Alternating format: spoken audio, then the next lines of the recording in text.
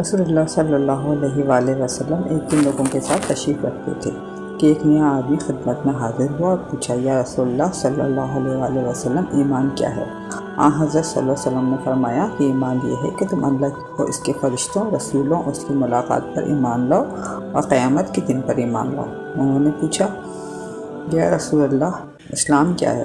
حضرت صلی اللہ علیہ وسلم نے فرمایا کہ اسلام یہ ہے کہ تم تنہا اللہ کی عبادت کرو اور کسی کو اس کا شریک نہ ٹھہراؤ، نماز قائم کرو اور فرض زکوٰۃ ادا کرو اور رمضان کے روزے رکھو۔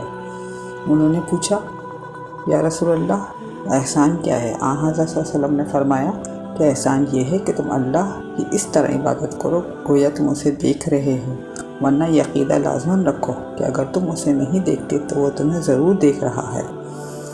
انہوں نے پوچھا، یا رسول اللہ، قیامت کب قائم ہوگی؟